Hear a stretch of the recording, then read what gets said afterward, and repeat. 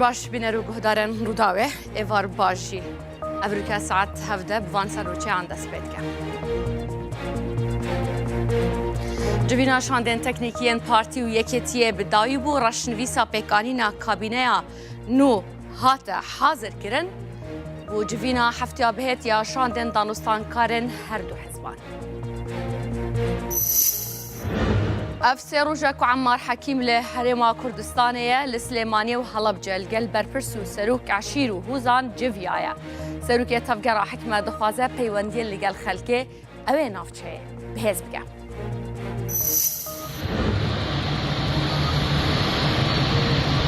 Mualdeyên ehliyên parêzgeha Duhokê li sala 2024 rojane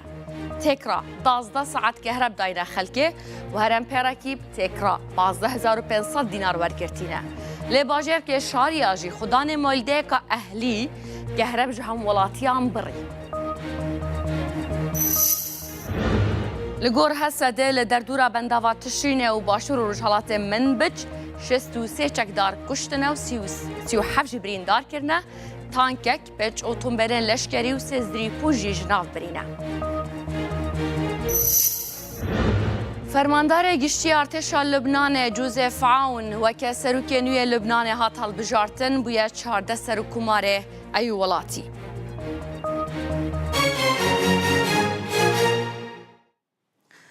Civîna şandên teknîkî yên partî û yeketiyê Evrûke bi dayî bû reşnivîsa pêkînana hikûmeta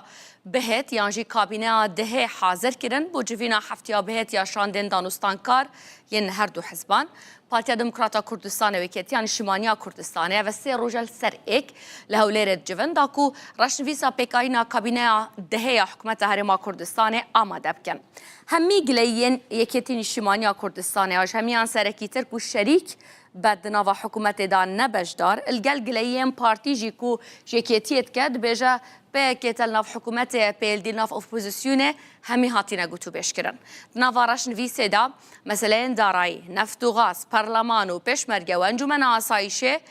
axiftin ser hatiye kirin lêk te gihiştineke hevbeş hatiye nivîsandin. Bu meseleya postan jî nehat neyekilayî kirin. Bu civîna şanda bilinda danûstankar hiştîne. Li gor zanyariyên peyamnêra Rûdawê Bextiyar Qadir dibêjîtin şembiyê yan yekşembiya bihêt civîna şanda danûstankariya partiyê û li gel şanda danûstankara êketiyê dihête kirin. Şembiyê berpirsên bilind yên hikûmeta Herêma Kurdistanê تایبەت jî serokê hikûmeta Herêma Kurdistanê Mesrûr Barzanî û cêgirêwî Qubat Talebanî di gel berpirs û nûnerên Kurd yên ku li hikûmeta Iraqê ne li Bexdayê ne nêratiya Kurdan dikin, meselen serok fraksiyonên li gel parlamenteran e taybetên Lijna Darayî, li gel wezîr û wekîl wezîran e di civîneke ser meseleya bûdce û mûçexûrên Herêma Kurdistanê. Yek ji mijarên ku dihêne behs kirin û li gor zanyariyan mijara sereke meseleya mûçeyê ye. Mûçe kabû çî vî awayî hatiye şandin, ka sala bihêt deya çi abîtin, çi maye bihête kirin li ser milê hikûmeta Herêma Kurdistanê ku Wezareta Darayî bû sala 2005 mûçeyê mûçexûrên Herêma Kurdistanê êdî astangiyan çêneket. Biryar vî awayî ye ku şembiyê hemî kom bibin behsa helwîst û pêngavên bihête kirin.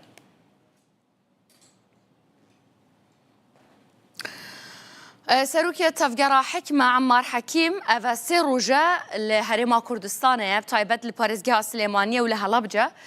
serdana berpirsên bilindên aliyên siyasî li gel berpirsên navçeyên îdareyên xweciyên Slêmaniyê û Helebce li gel serok eşîr û serokhûz û şêxên navçeyê kiriye li gel wan civiya diyara heske peywendiyên xwe li gel Slêmaniyê û Helebce bihêz biketin. Emmar Hekîm weke me gotî li Slêmaniyê û li Helebce sê roja danûstandin û civînan diketin. Li Slêmaniyê li gel Bafil Talebanî serokê yeketiyê û Şahswar Abdulwahid serokê Neweyinû û Elî Hemed Saleh serokê tevgera helwîst û Mihemedî Hacî Mehmûd serokê Partiya Sosyalîst Demokrata Kurdistanê جفيايا جبل جفينا القل آليا سياسي بونمونا عمار حكيم لتشامشامالي لقل هجمارة كسروكوزانو كساتي وشيخ النافشي جفيايا الكمالجها الله ياسر بباريزجها سليماني جي قال سروكوز وهجمارة كساتيان جفيايا سردانا زانيجها سليماني كريا سردانا مزار امام جلالي و ديسان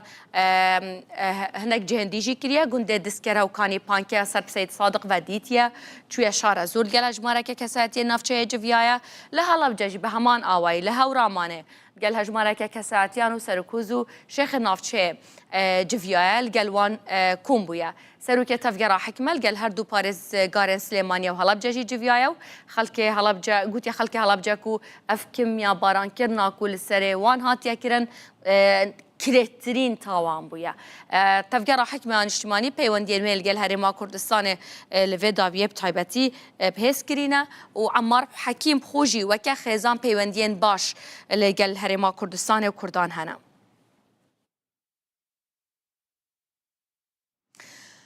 لسر أفي مجاري آرمانج سردانا عمار حكيم بهرما كردستان وأف جفينين برفره يكو أنجام دادا تايبت القل عشيرو وهوزو شيخ النافشة سليمانية وهلبجة بري صباح صالحي كو بري بري أوفيسا تفجر حكمة الهرما كردستان جو سليمانية بأوايك راس القلمية بري صباحي مخيرات سباز بها والدس بيكين في بزانم حتى روكا عمار حكيم الهرما كردستان وسيروجا بلاناويتشيا دهش تامينيت يانجي لكيف سردانو جفينين ويبداويتين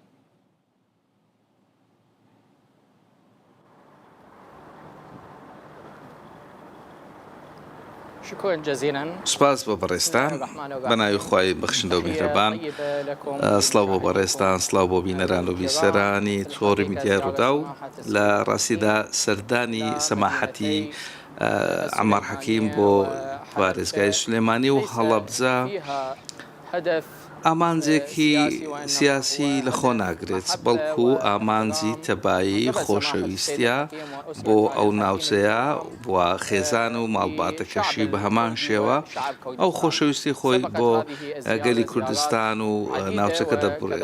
دەگەڕێتەوە ئەمە مانجێک پێشتر سەردانی هەولێری کردبوو و لە هەمان کاتیشدا سەردانی پارێزگای دهۆکیشی کردبوو بەڵام ئەم بەرنامەیە تایبەتە لە بەرنامەی سلێمانی بۆ ماوەی 3 ڕۆژ دەبێت چەند وێزدەیەکی جیاواز لە خۆ دەگرێت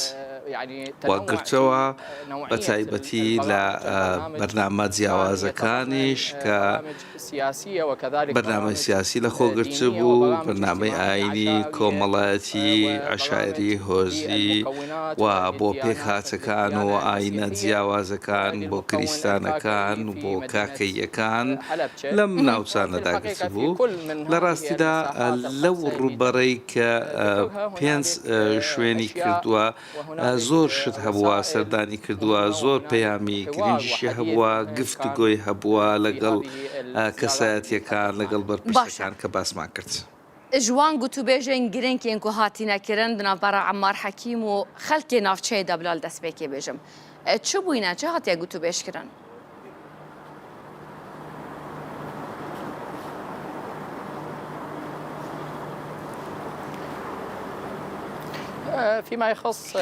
سەبارەت بە چەوەرە سیاسیەکان بەڕێز سەید حەکیم سەردانی سەرکردە سیاسیەکان و سەرۆکەکانی کرد کە لە سلێمانیدان بەبێ جیاوازی ئەوانەی کە لە دەسەڵاتن ئەوانەی کە لە ناو ئۆپۆزیسیۆنن یاخود ئەوانەی کە با بڵێن بە شێوەیەکی دیکە با بڵێن لە دەرەوەی دەسەڵاتدان و هەمووانی هاندا بۆ ئەوەی کە دیالۆگ بکەن لێک نزیک ببنەوە بۆ ئەوەی کە بتوانن لە ماوەیەکی نزیکدا دوای سەرخستنی هەڵبژاردنەکان کابینەی نوێی حکوومەت پێک بهێنرێت و لە هەمان کاتیشدا سەماحەتیشی زۆر دڵخۆش بوو بە گفتوگۆکردنی نێوان هەردوو حزبە دەسەڵاتەکان بە تایبەتی ناوپارتی و یەکێتی وەهانی هەموو لایەکیدا بۆ ئەوەی کە بەشداری ئەم دیالۆگە بکەن تاوەکو بتوانن لە داهاتوودا حکوومەتێک پێک بێنێت خزمەت بە گەلی کوردستان بگەێنێت بە تایبەتی گەلی کورد لەبارەی لایەنە کۆمەڵایەتی دموکراتیەکانیش پەیوەندیەکی کۆمەڵایەتی مێژوویی هەیە کە لە شەستەکانەوە هەبووە کە لە سەردەمی بەڕێز محسن الحەکیم خوا لێی خۆش بێت دەستی پێکردەوە تاوەکو ئێستاش بەردەوامە و بەڕێزیشتان وەکو ڕاگەیاندن بینیتان کە چۆن بە گەرمی پێشوازی لێکراوە لەلایەن عەشایرەکانەوە و دەتوانم بڵێن لە ماوەی 3 ڕۆژدا 36 بەرنامەی تایبەتمان جێبەجێ کردووە لە هەڵەبجە لە پارێزگای سلێمانی دەتوانین بڵێن 60% تەواوی ئەم ناوچەیە نێوان سلێمانی و هەولێر بە شار و شارۆچکەکان و شارەدەیەکانی سەردانمان کردن. لەسەر مەسەلەیە حکوومەتێ و پێکینانە حکوومەتە هەرێما کوردستانێ مەسەلەن لەگەل ئەو ئالیەن و بڕیاردایە بەشداریە نەکەن یان ژیل گەل ئالیەن سیاسیەن جودا کونوکات دانوستاندنên wan nînin. Çi hatiye behezkirin Emmar Hekîm çi axiftina gotiye?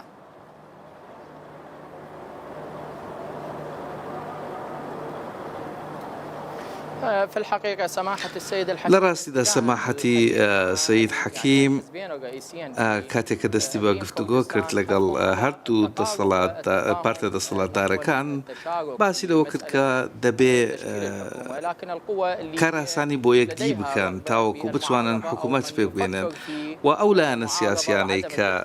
ئۆپۆزیسیۆنن و نایانەوێت بێنە ناو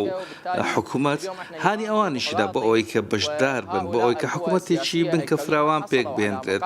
و لە هەمان کاتیشدا جەختی لەسەوەدا کردەوە هەرچەندە چەند کورسیەکیشان هێنابێت بەڵام گرنگە بەشداریان هەبێت بە جوێرەی قەبارەکانی خۆیان بەشداریان هەبێت تاوەکو بتوانن بەرپرسیارەتێکی زۆر چاک وەربگرن و بتوانن خزمەت بە لایەنەکان بەجێبێنن بەهۆی ئەوەی کە متمانەی خەڵکیان پێدراوە و جەختی لەوەشدا کردەوە بە ڕێزیان کە دەبێ ئەوان کە نوێنەری گەلن دەبێ بە هەموو شێوەیەکەوە بەشدار بن بۆ ئەوەی کە بتوانن باشترین خزمەتگوزاری لە هەموو ڕوویەکەوە هەبێت و هەمویان شان بخەنە ژێر ئەو بەرپرسیارەتیە کە دەدرێت. دەماکو عەمار حەکیم لەگەل ئەس بەحسا خەلکیت کەمش بلی ئالیەن سیاسی دەماکو لەگەلوان ڕێنشتی خەلکێت چ گلەیی هەبووینە مەسەلەن نها گلەیی بابەتە سەرەکی ناکۆکیاکو هەیە مەسەلەیە موچێ بەشا بوجێ حکوومەتە هەرێما کوردستانê و هەرێما کوردستانê و خەلکێوەیە خەلکێت چ گلەیی هەبووینە ji ber ku Emmar Hekîm endameke di nava dewletê da dewleta qanûnê da ev de çavan gileyiyan gehîn te layenên Şîa û Sudanî bi taybet.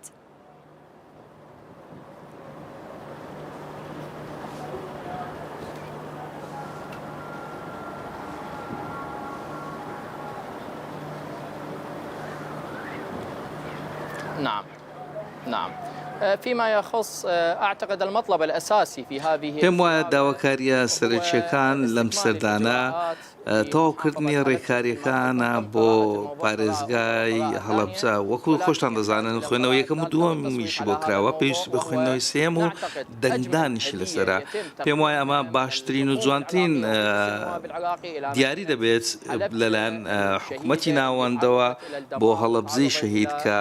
نەهامەتیەک بۆەوە نوێنەراتی هەموو ئازار و مەینەتیەکانی گەلی کوردستان بووە کە لە هەمان کاتیشدا 16 وەکو دەزانین ئەم ساڵ یادی کیمیابارانکردنی هەڵەبجە بووە نزیک بووە بۆیە پێش ئەو بەروارە بکرێت بە فەرمی بە پارێزگار ناسێت هەوڵەکانی سر دەکرێتەوە بۆ ئەوەی کە بتوانێت هەلی کار دەرفەتی کار بۆ گەنجەکانیان بکرێت و هەموو داواکاریەکانیشان جێبەجێ بکرێتەوە و لە هەمان کاتیشدا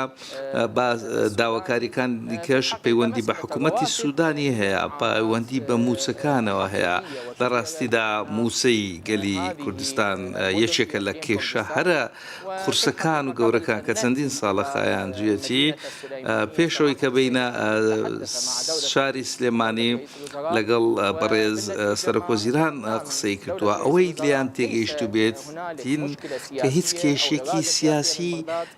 یاخود ئێرادەیەکی سیاسی دش بە هەرێمی کوردستان نەبووە بۆ ئەوەی کە موچەکانیان ڕابگیرێت بەڵام کێشەیەکی کارجێڕی تەکنیکی هەیە لە نێوان هەردوو دو وەزارەتی فیدرالی و وەزارەتی دارایی حکوومەتی هەرێمی کوردستان لە 2014ەوە تاوەکو ئێستا بەردەوام بووە و لە 2024ش بینیمان بەغدا مانگانە بەبێ کەمتەرخەمی ئەم هەموو موچەی پێشکەش کرد و چالاکیەکانیشی کرد و ئەمەش یەکێکە لەو داواکاریانەی کە خەڵکی هەرێمی کوردستان لە کۆبنەوەکاندا باسییان کردەوە هەرێمی کردووە لە هەمان کاتیشدا سەماحەتیشیان ئەم کارانەی پێشکەش برێز عەمار حەکیم بووان هەردوو داخوازیە مەسەلەیە پارێزگەهبوونە هەڵەبجە دناف پەرلەمانە عێراقێدا وەکە پارێزگەهەکە ڕەسمی مافێ وەرگریت یا دوویەم موچەخورێن هەرێما کوردستانێ هیچ پلانێک هەیە پروژەیەک هەیە دل بەغدا چاوە ئەڤل گەل بەرپرسێن حکوومەتی ئاغڤیت ویان پەرلەمانیش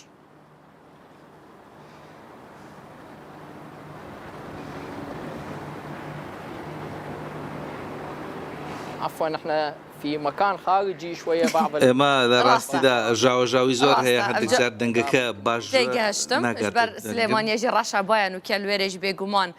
ئەvە تەسیرێت کات مدوێت بزانم بوو مەسەلەیە موچەی بوو مەسەلە پارێزگەهبوونە هەڵەبجە لە ناڤە پەرلەمانە عێراقی بشێوەیەکی فەرمی بۆ هەردووکان برێز عەمار حەکیم چ پلان هەیە پرۆژەیەک بوو هەیە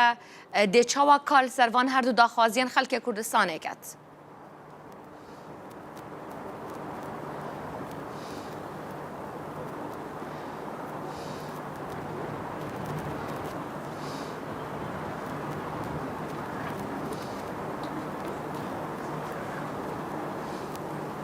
نعم بالفعل فيما يخص يعني الشق الأول من بەڵێ سەبارەت بە هەڵەبجە ئەم ڕێکارانە دەتوانین بڵێن 50% ڕێکارەکان تەواو کراوە 2000 خوێندنەوەی بۆ کراوە بەڵام خوێندنەوەی سێەم و دەنگدانیشی لەسەر دەبێ هەبێت بۆیە پێویست بۆ دەکات کە دەبێت لە ناو ئەنجومەنی نوێنەران بە هەموو شێوەیەکەوە کار بکرێت ساوەکو بتوانن ئەوانیش هاو ئاهەنگ بن لەگەڵ هێز وڵایەتە کوردیەکان کەلانی بەڕێزن ئەمانەش تاوەکو بتوانێت ئەمەش تێپەڕێنجرێت و قۆناغی سێمیشی بۆ بکرێت لە بەرنامەکان و لە ئەنجومەنی نوێنەراندا دەنجی پێ بدرێت و بە فەرمی کاری بکرێت ئەمەش باشترین دیاری دەبێت کە ڕوتی حکمت هەوڵەکانی خۆی سەر دەکاتەوە بۆ ئەوەی ئەم دیارە پێشکەشی گەلی کوردستان بکرێت و جەختی لەسەر ئەوەشدا کردوتەوە کە دەبێ بە هەموو شێوەیەکەوە بەرنمەیەکی تۆکمەیان هەبێت بۆ ئەوەی کە بەڕێسەماحەتی سید حەکیم لە یەکێک لە گوتارەکاندا لە بەتایبەتی لە مۆنۆمنت کاتێک کە گوتاریدا جەخت لەسەوەدا کردەوە گوتی هەموو ئەو داواکاریانی کە پێشکەش دەکرێت دەیخاتە بەرنامە بۆ ئەوەی لەبارەی موچەکانیشەوە بەڕێزیشتان دەزانن کەرەمکە بۆ مەسەلە معاشە بەڕێزتان دەزانن کە سەماحەتی سید حەکیم بەبێ ئەوەی کە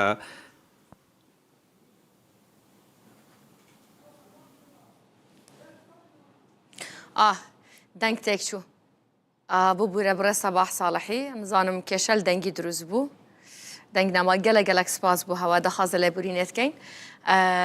هین پرەبەرین ئۆفیسا حکمەنە لە هەرێما کوردستان توش سلێمانی گەلمە بووی سپاس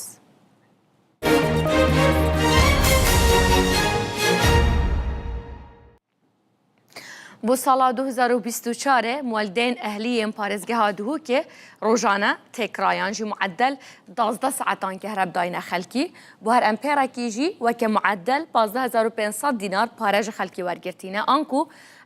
dirêcahiya salê dema ku kehreb daye xelkî ji ber ku kehreba Duhokê 24 saetî ye nîv roj bû kehreba niştîmanî bû nîv vadî jî bû kehreba مواليدان بو اف اخفنا كماليا داكو كيرناجه مواليدين اهلي لباريزگاه دوكي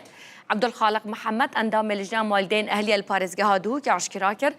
صار بوري وان وكت تكرار 12 ساعات روجانا داينا خلكي هافين وزفستانا ساعتين زياده هبوينا ين كهرباء مواليدي للبهار وبايزان كهرباء اجتماعي زياده تربويا كهرباء مواليدان كم تربويا بو هاي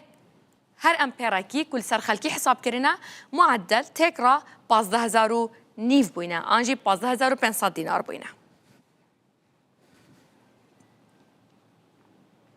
هر ده چارچوبه کار مولدین اهلیین لپارزگاه دو که داشت بر نرازی بونا خودان مولده که اهلی لشاریا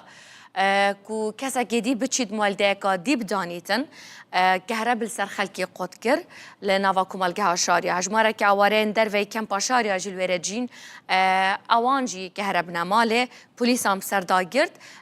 بأمر بوليسان كهرب داع خلقي لشاريا نزيكي 19000 خيزان هنا جبلي كامبين اواريان 1200 خيفتن اوارين شنغالي جلي هنا دمولده كهرب دانا خلقي برای بره باجر جبر خرابيا كواليتيا كهرب فولتيا كيمو برينا ساعتين كهرب السر خلقي کار گشتیوه که خلق بسر دا بگیرن بریادو مهان حولا سلطنا موالیده دایه افدیمنن وینه لی مختاران راوستاندینه لی داویه بریار دادن که مولده که دی زیده بکن دا که کشه خلقی چاره سر بید لی خودان مولده کفن قبیل نکریه که موالیده که دی یا کسا که دی بهت دانانش برویجی که هره بو چند ساعت آنجا خلقی قد کریه و افنه جارایه کمه جبلی ویجی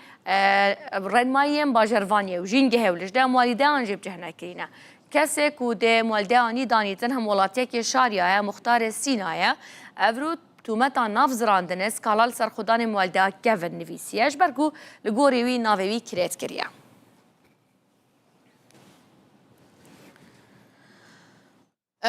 از دخوازم اوه مجاره بچینت ناف دا هم بزانین که کشش کهش برگو خودان مولده کفن خودان مولده آنی یعنی جهنیه که بو مولده هاتیه دانان دناف دا خلق كهرب الثروات تاقود كرن خلقت بنا قرباني افجا داكو بحثا كيشا في خلقي بكين دویتن کشل دست به کی بیتا چهار سر کرم زانین کشا چه افکار من نایف رمضان دل گل ما بیتن اوی زانیاری الگلن اوج بلین دیجی خدان مالده کفنجی الگله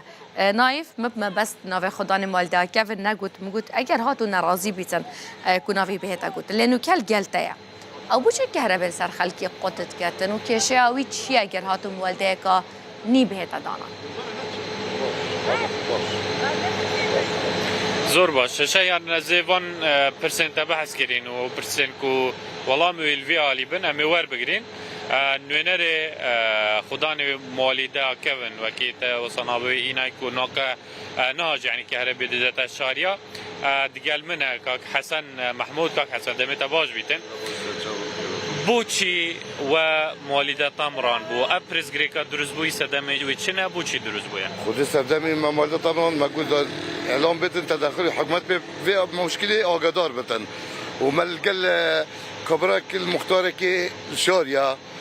هذا دم ايديك المالدي قد ادب الشريكي وين مالدي مالي وا صافي هم بي ايدي يعني بي كانت بارا دفعك بوازي من حفتي دفتر من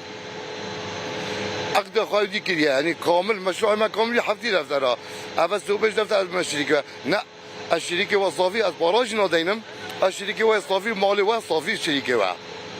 يعني او پرزگیری که چه مجبر هنده بو یا جبر هنده بو که خلکی گازنده سر مالیده هبو نه کسی گازه الحمدلله شمانینه يعني نوكا گازه کسی سر منینه گازه ما لجنه تیرگار جنگه گرت گازه ما تصفیه 2 درجه ایک يعني ولجنه تسر گرت هر اسبوع اكيد روج لجنه تيرگرتن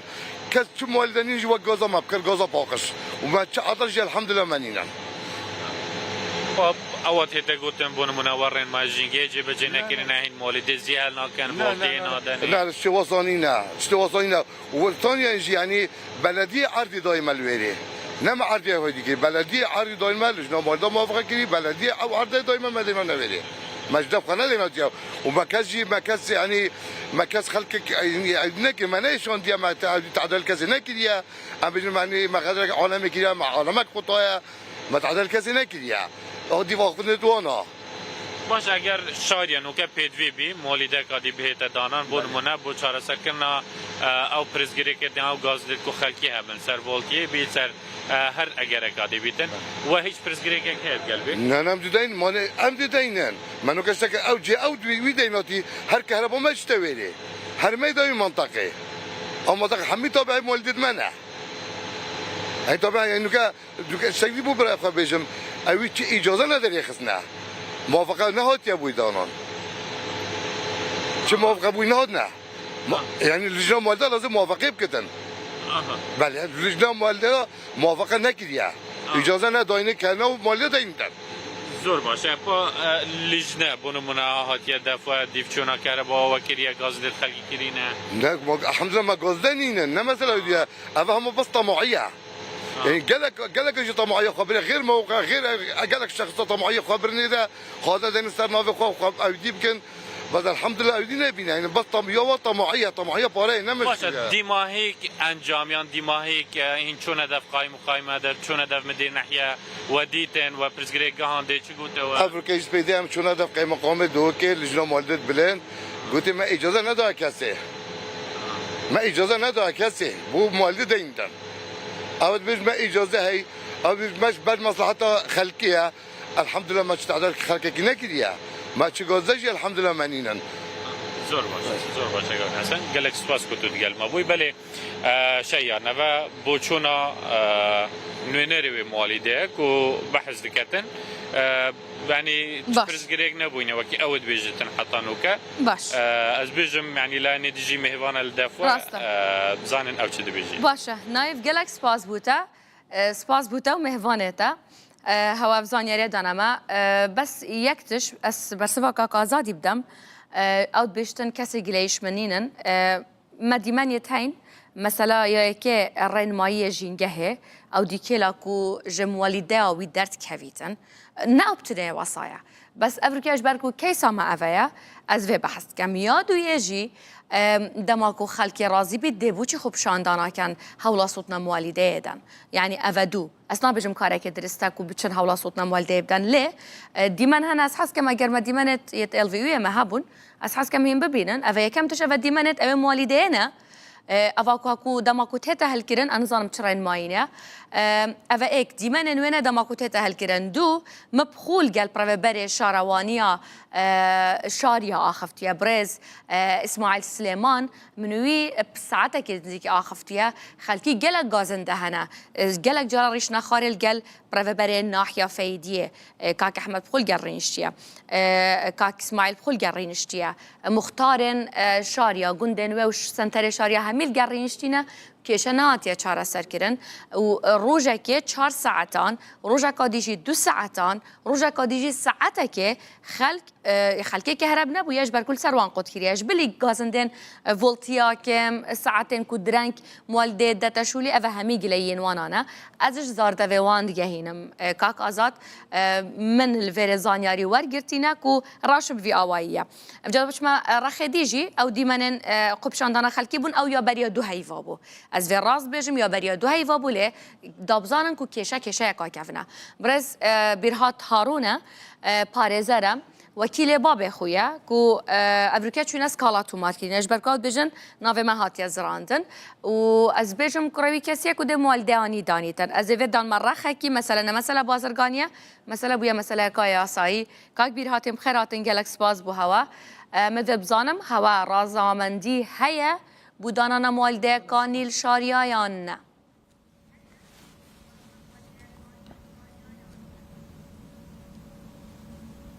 هیوار باش شایان خان گلک سپاس تاف بابت الروداوی آزراندی از اینکه یک پیک برسوا آخفتنیت اوی برزی دم نونر مولیدین کمالگاه شاریا کتراستیج دا آخفتنیتی هرج بهنه که جاره که بشکل که مواله که نه یعنی ما بالگویت هین تو دی چاوا و آخفتنی سر تلویزیونی بیجی جاري مشكلة ما تقلوانين وأقول شخصي الحمد لله ما مشكلة شخصي تقلينا مشكلة ما يشوليا أم لقاشتنا اتفاقك لك تقاشتن شين أبويا دوهي أو برزينو كت رابورت أنا في رمضان دا أخذي تشهير أبناء بابي منكري از خوك وباريزر وكيلي ما إيروك من سكالاي السر جنابي ويتو ماركريل دادقها وكولينا سيميلي السر تاوانا تشهير نافزراندنيل بمادة 434 سياسة سزادان عراقي اجبر كوي وصادا ديار كرين كوي كش مختاريت سينا تهديد على المكري ودفيتا بتشريك ما هو مالي ما بتعداش ما بسطين التنو وصادا ديار كرين كو خلق هن خلق منطقين وفا منطقة ما وبيد فيا موليدا بو ما بيت جاري تشافي من البازرقانية أو ناني حرام بتهاجل سر حسابها سرطان وإيش ولم يدخل كبد شنقو مخابني أو مولد الشارية فبتري هفدا صلاة الكمالجها الشارية هرشي خرابي وزوردارية هبت أوانت قال خلكي كمالجها الشارية كري إيك وكو بلقب وأخفتناوي ما خلكي كمالجها الشارية حموش الجازنديل سرهين أو فيديوهات جنابي والرودا ودا ديار كرم باشترين بلقايا كوبريدو هيفا خلكي فيا مولدوي بسوجن آجري بردنه بابي من نهلا يا خلك آجري بردنه مولدوي أف إيك برسفك بو جنابي وي ودورياتيا أخفتني توام دو مولدوان نيا سايا البي لجنا بلندا مولدان بارزقها دهو كي بيدفيت چند كيلومتر يدروي باجري بيت مولدوي خويت سنتري كمالجها الشارية دا 5 متر إش بازار الشارية وخاني ودور دورة كمالجها دورة بمخابني وهفدا صالة أو جحري وطني دلو هنا بيتو خلكي كمالجها الشاريات كان يادي ترشك بابتي قفيك ويبي فيها بيجت بابتا يانشك مختار سينا قفل مايكري ودفيتا بتشريك ناخير اوت هاتين هيفيش ماكرين بالجاش دي وسلمينم واغوتي مولدي دانانيرن كمالجها الشارية شو مولدا افانا كان برامبر ام دي چند دفتر دولاري دينوا دال سيرفي ظلم خود بردوام بد ماش قبول نكريا چنگو او بورينا في دميونيزيكي 20 سال زورداري بكتو في ناني حرام في ناني كي ني حلال تعاملت قال خلقت كت اكيد دي بردام بتر سيرفي زورداري يا خو مخابني فا او خفتني تويت رابورت دا قوتين شو اصل اساس برانينا باشا تشي بيجي من ياكو اتزانم دو مواليده هنا الشاريه نازده هزار خيزان هنا جبلي و 1200 خيفت هنا اوارين شنغالنا الدروي كامبيجين اف زارن يارين اداره خوجيها شاريانا افريكا داينامن اف بجا 20200 خزانه سر دو مواليده انا اكي كشنينن ياكو كشل قال هنا اف اوار كونو كان بحث كين روجه چند ساعتا كهرباء داد فولتياويا تشاويا چند ساعتا كهرباء تتبرين سر مسألة سر مشكله سر مسألة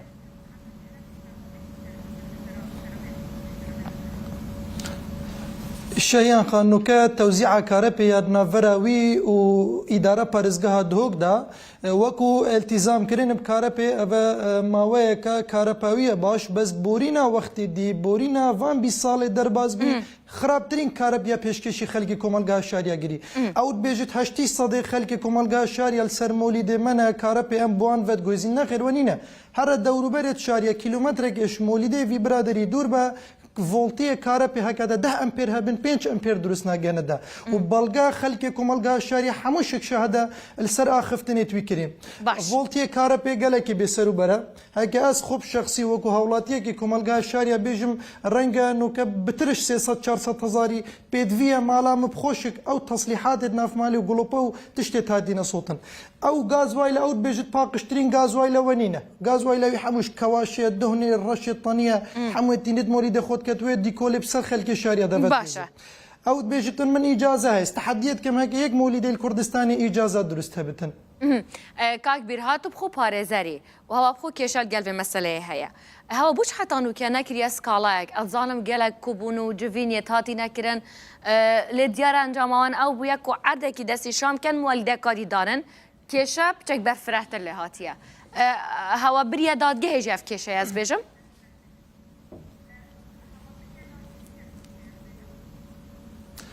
خوشكا شهيان ويت اخفتني خدا قوت خلك شارع عموي رازيل سرو كاربا ازدمي ماستي كسي ترشنينه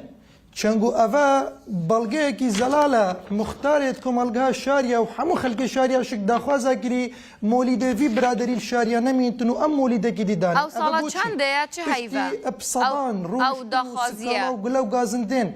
گهشتین بله افا 28 هفت 2024 افا بریا 5 حیفه اف داخوازی هاتیه بلند کرن جلای هالبجيرين كمالجها شاريا وخلكي بريز الشاريا كو اف مولد الشاريا نمينت بشتي بصدان كومبونو قلو غازندو سكالين اللي في خداني مولدي هات يكرن هر السر خرابي وكواليتي خويا خراب يبردوان بويا خلق قالكي ماندية يدلطنقا اجفي خزمان اف مولده بيشكشت كتشنقو بابت قريداي بتندرستيا وانا قريداي جيانا وانا خلق قد باردوخي تسخطا ويدر بازبت نخاص ما بس اف اشو الا مشوانت كمن جهوية قنجاينينا كواليتياوي باشنينا بيقريه برين ماين جينجه هناكتن هر حسابي بو تعليمات وقوانين اشناقت شاریت مخابنی و راده گهشتوی داره ایدی با لانت حزبی حکومی شک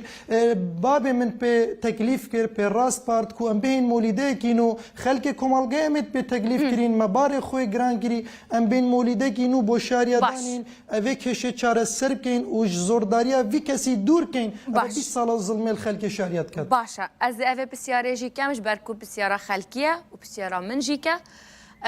بابتا مختار سینایا الجرز من يعني بوشي أوي قلتي أزم والدي دانم بوشي كسا كدينا هاتيا بيشتن أزم والدي دانم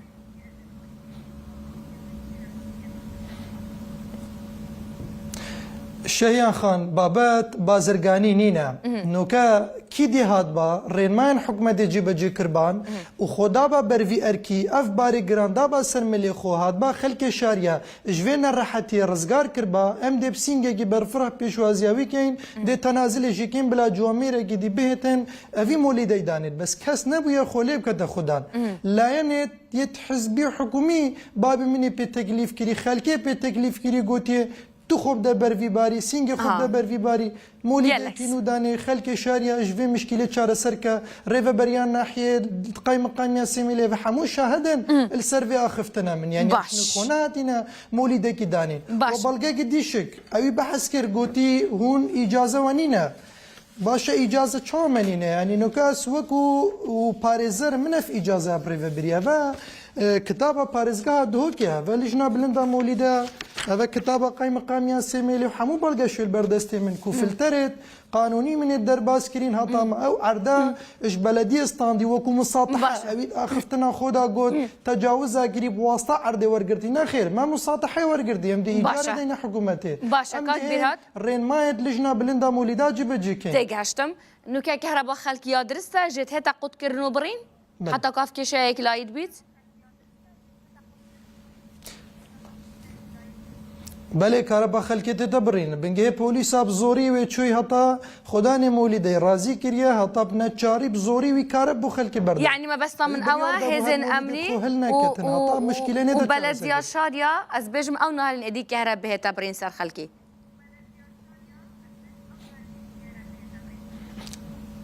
بگومان هر اولانه پیوندیدار دوی رینا دا اف خدانی مولیده نحقیت گل خلکی بکت گلک سپاس بوتا برز بیرهات هارون پارزری توش دو کل گلم بوی گلک سپاس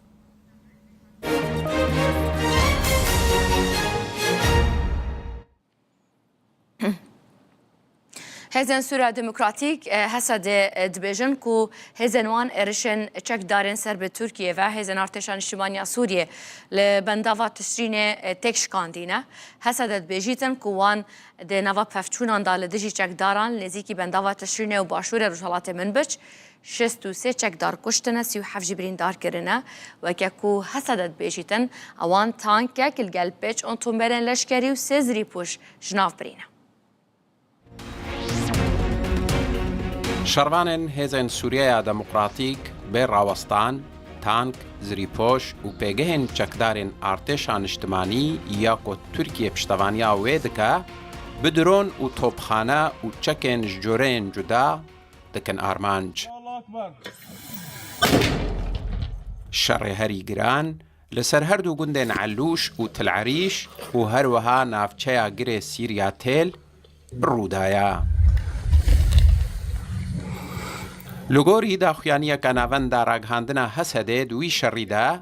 63 چکدارین ارتشان اجتماعی هاتنه کشتن و 37 چکدار بریندار بونه.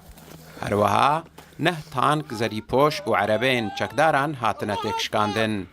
لهمبرجی 6 شروانین هسده جان خوش دستانه و 9 شروان جی بریندار بونه. درباره وی شریده فرماندار گشتی یه هسدهج آژانسا فرانس پریس را آخویه او گوتیه ام پشتوانیا ریوبریان نوتکن داکو آرامیل سوریه هبا دوی ری لپیش دیالوگا که آوا کرد نافبرا سوریان ده وره خوش کرن بر پرسیاریا ریوبریان نویا گو دسته وردانه بکا جبو آگربستل تواهیا سوریه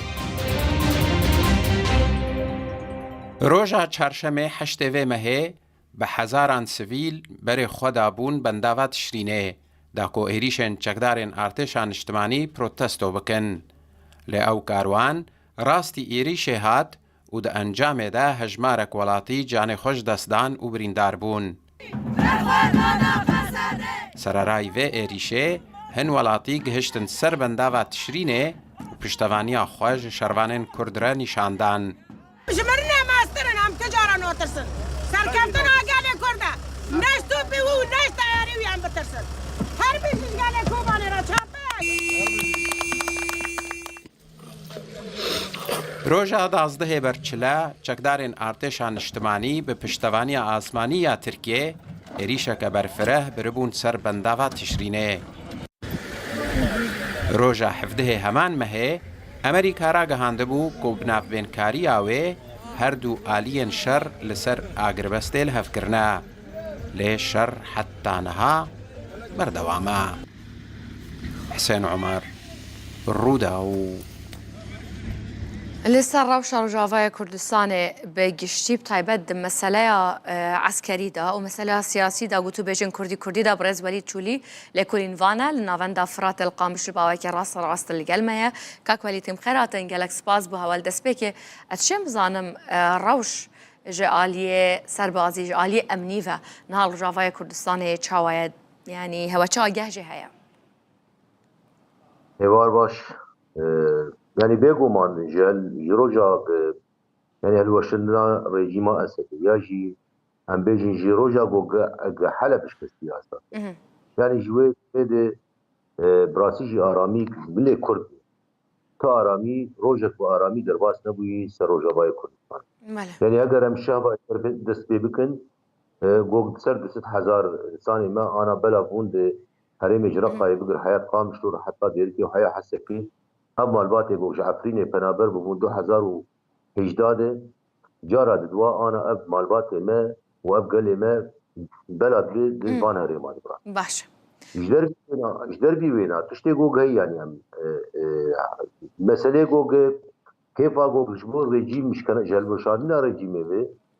يعني أو شاهين نهاتي جمع براسي چونكي دولة تركيا وبان شتين دردوري خو يعني راست بري خب كوباني و هرم دردوري كوباني و سد تشرين و يعني هرم قرقوزاكي وادر يعني لسر وينا تركيا شر بي يعني تبقوا اگر بس جهاتن اشبركرن دي تبولوجي ندقاكي ابهز نسكنين سر ايريشان سر هرم كوباني يعني ابايات باوريا مد يعني اود جوج اسرارك تركي قلكي هي تربين بانا ريمات طيبه انها تركيا قلت مثلا سلطان شاه قال لك او يخوف يعني مكاني سلطان شاه يعني تركي سرك جوج ام خوازن بقرين بري جوج بيجن اساسا هذا القصد دبي بريز مظلوم عبده جو ام حاضر جو ام وي او وي ترمن ما شاه عندي بقرين جي اساسا كده قاغري خراب دربي وينا حاضري جو هن تشتي جو غابو اگر بس تشتي جو درباري شامي تو مدايم داخياني جو هن جمله حسد بجمله ريبرياق وسر بجمله يعني كرد بارتي كردي تمامتي بين تو مدايم دي بيجين ام اديكار بشامر جالي باشا غاب اوایی که جو شامل تشتي پیش دي كريزا سوريا برب اش چاره سریه بی امتیت حاضر گوچه آلیکاری لازم بی امتیت حاضر باشا كاك وليد تيجاشم كاك وليد الآلية كي هسه دي شريط قال الآلية دي شردية دبلوماسي جاشتيا چه قناخ انو كا قلتو بيجن هسه دي قال بريفبرنا دمكية سوريا لكيف انا قلتو بيجاشت هيتا كيران بحثي في شارل جات هيتا كيران يعني ما مستق ام تكبن واري جو ام بيجن اف برزغريك سر استا سوري تي شارع سكر بلكي ام نجكي ودويد درست يعني çünkü ابو سوريا تمامتي تشيبون اساسا يعني نه هماش خو تشيبو يعني اب ير بالتمامتي ب يعني مو بيجي دستكي نام نتوي واشكره بيلا يعني ام بيجن في جام بشبول مثلا بيجن روسيا يخوجك شان باتفاق خوجك شان ايران يخوجك شان باتفاق که سر ایرانی هات خشانده ترکیه کته اگر ام نبیجیم باتفاق فرمی بوجی لی تواربونا پیلا گوگدبی گواتنه سوریه چه بون یعنی سدمك جيبو يعني تيجاشتم يعني بس اوجب اتفاقك و سوريا بخويا بدنگ بيت سيرفي شارك وتركيا الجال كردا ورجافاي كردستان كات ما سوريا تنه يعني انا ام بيج انه سوريا كا او فرميتا سوريا جوج دلقه يعني سوريا نكار روشا شامي انا باش ام نكار شامي بكن ام بيج الشام ودي برياره جما فيوي تركيا ربيج بدركب يعني او جمهوريتنا يعني نكار او درفت او صلاحيتها قانوني جمهوريتنا دستوري جمهوريتنا شرعيه جمهورنا حتى انا شيء نبي يقول يعني ام ساحات بالا باشا سوريا بالا في بريار باشا كاك وليد وڵاتان سەردانا ئەحمەد شەڕاکردن گەل دەسەڵاتان نویا سووریا دەمکردنیش نەخار وڵاتان ئۆروپا ئەمریکا وڵاتێن عەربی وڵاتێن خەلیجی تورکیا دەور دوورێ کورد و بخۆت ناو سووریێدانە حتانوکە وەکە شاند وەکە ڕسمی نەچوونە دیمەشقێ مدێ بزانم ئەف گوت و بێژە چوونە کیڤە یعنی هەمی خەلک چوون هێشتا کورد نەچوینە يعني انا جبني جوجل تدي جو كرد هنا او ديالوج اخوان هي وداوينا وي ليه جبني وين حتى جو هلوستا كرد يكفي حتى جو شاندا كردي يكشي حاضر ببيجي روشا شامل لا او روشا جو كرد شاندا كيشكن هر ديالوج كي بويد شامل بكين يعني انا ام بيجي كار روشا شام شي يعني هيئتك شامي هاتي دانين او هيئات ناس بيجي راسته يعني دولتنا هرمي عربي يعني هاتن شان جيرو او زيارتي وينا كرن دولتين اوروبي زيارتي وينا كرن امريكا خارجيه امريكي وزاره التربيه امريكي زيارتي وينا كرن لابانا قش شارتو بيدبو يعني شارتوفا جوج مراقبه روشا شامي دكن تيجاشتم باشا دبلا كرد جيبتشن مراقبه روشا شامي بكن يعني هر بو همان تشي بلا بچن بشكن جبي ولاتي بلا بزانن مانا كرد قط نكرنا يعني كرد شونا ويدك وك يعني وك شنو هاتنا شامي ترأسا ريخسنين جواكا سبيل يعني جروجا بالشاركتي حتى انا جي شاندي مي جدا درد يعني نقري داي بشين سياسي يا جي بشين عسكري ليش شاندي غرد يعني ابيتي شيء دبن ويدك يعني شالاكيل ويدك شيء مجلس سوريا ديمقراط ويدك او قد يعني وك يعني هذه خلوان دراسه ليه تشتكي فرمي اورطا هيئه تحرير الشام هذا شيء دي ياجي امبيجن احمد شرع فرمي تشتكي نبي اورطا رايدار كردي سياسي وحتى ايه عسكري انا او جدايه ويا باشا يعني نسوي اساس سياسي نقاش مساله سياسيه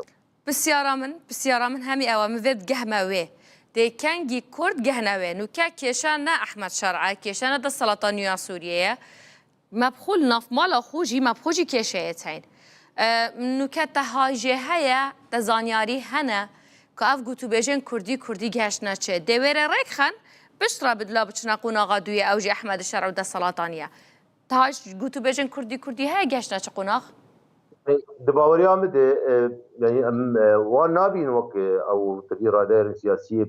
بمعني مثلا كرد ديالوج كرد ليه يعني باوري عمد مؤشرات اريني تدهني تايبت بشتي شاندا جو شو الغوري او يعني شاندا انكسي وكيا رياسي جو جناب سروق مسعود ودك يترن الغوري اغاهي تيش مرج روجاوار جو يعني تشتي اريني هني جو البدك او كلام زيدان راشت يعني تشتي جوانا كلامي جوك هبود نافاند او كلامانا جملة الكسي بلكي يعني درباس كي بيتر السر بلقاها سياسي جالكس باس يعني هبدو بك سر وي بلقاها بكده نها اسقاز بيتك بي ملاحظه بيش بريقس كرمك روشا جو جايد شامل نال جود باور ياما لا بتشتي جو اشكره دكن جو يعني حكومتها شامي انا يجي بيج اداره مؤقته شامي بوك اشكال كل امي وك حوارك نافنتوي برفرق مشاكل وندوي نا اورجك اولادنا نا لغوري بريال نافنتوي هرمي يعني مخرجات ايه عقبه وايد دو بيجي شهر بريال نافنتوي جو حكومتك انقلابي انتقالي دو اورتا باش سوري قشيده ويشاغي افشان دايا بيوستيا قال لك هي وافشان غرك لويدا حاضر بالشان جالك سباس بها برز ولي تشولي لكولين فالنا فاندا فراته جالك سباس توش قامشو القلم بوي جوینات نافبر سرکومار ترکیه رجب طیب اردوغان و دولت بخشلی سرکی MHP بدایی بو اف جوینا د نافبر اردوغان و بخشلی دا چه بو اف رکس عچارو نیف بویه دیار اف جوینا بدایی هاتیه اردوغان و بخشلی لمالا بخشلی جویاینه الگور مدیان ترکیه اجندا جوینا اردوغان و بخشلی هریزه ده بالاوی در سر پروسه آشتیه بیدیان جی اف پیواجویا کنوکت تا پرو برن بو چاره سریا اف کشین کدو که هنب تایبت مسئله کردی و اف بینگاون کدوید بینه باویتن بگومان بحثا سوریه جهات یکرن دناوا جوینه دا داوی جار کو اردوغان و بخشلی جویاین ل 14 ماه 11 بول سال 2024 جوزيف عون وكا سروكينية لبنان هاتا هالبجارتن بويا 14 سروكوماري اي ولاتي افریقیا گوتار جیل نوا پارلمانا لبنان پیشکش کرد پشتیکو دیگر دویه دادنگین پیدیب دست وینان فرماندار گشتی لبنان بویه دیگر یکم یا حال بجارتنه دا کس جه بربجیرن که خو بربجیر کرنه دنگین پیویست بدست و نینان لی اف حال بجارتنه چو گر دویم با ماده بونا قنصل و نونرن ولاتان و بالیوزان دیگر دویم یا حال بجارتنه دا جوزيف عون شیا ج کوما دنگین کو پیدوینه هریزه دبدز و بینیتن کو ج 128 نوتونه بدز و ایناینه و هو صابویه سروکینوی لبنانه جوزيف عون یکم اخفناوی او بویه کو او ده صلات پریفه بتن لی جدا کاریات طایفی لبنان ناهی تدیتن و اوی گود جی کو پشتی عرد هجه که وی ده صلات لبنان ورگرتیه ناوی تمام جوزيف خليل عونه لشستو چاره لروجاوای لبنان اجدایک بویه جسال 2017 و فرماندار گشتی ارتش لبنانه زانینگه امریکی لبنانی خاندیه زمان عربی فرانسی و انگلیزی زانید هفجینی پکینایه و باب 2000 کانه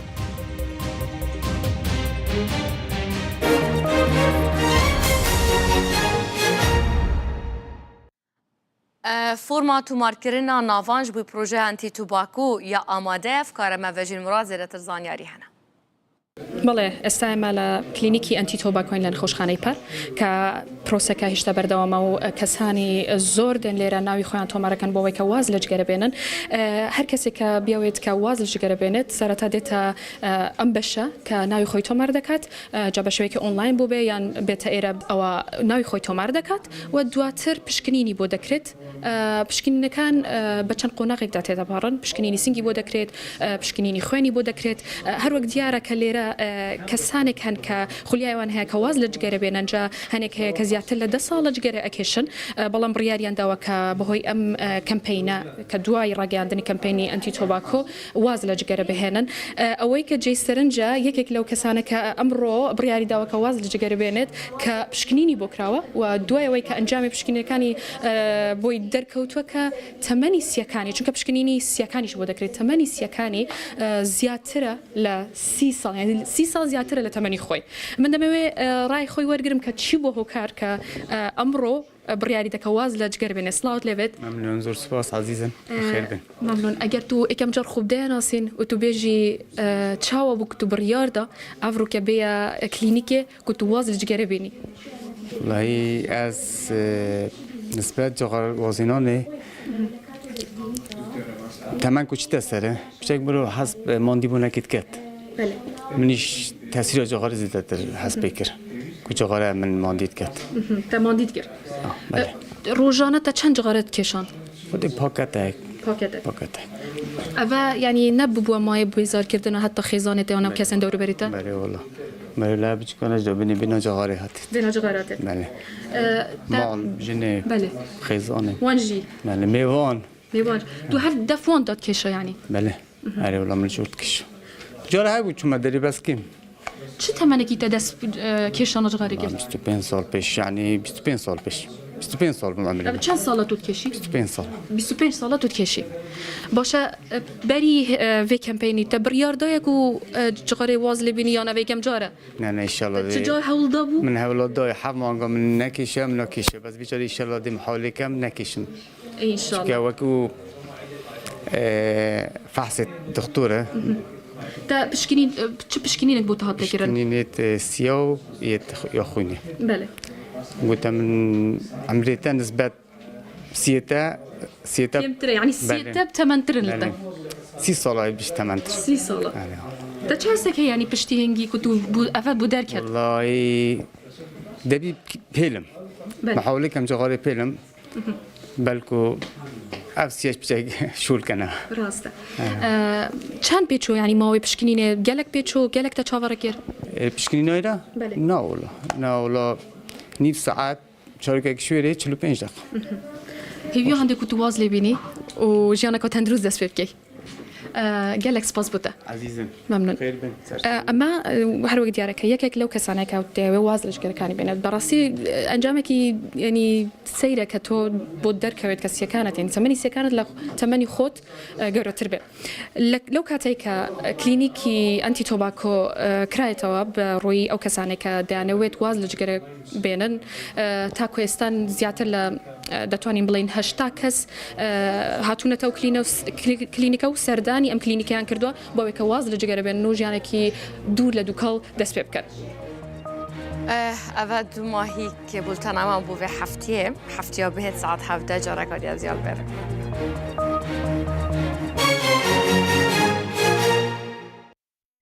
کاژێر حەفدە بە سپۆنسەری پیرۆز.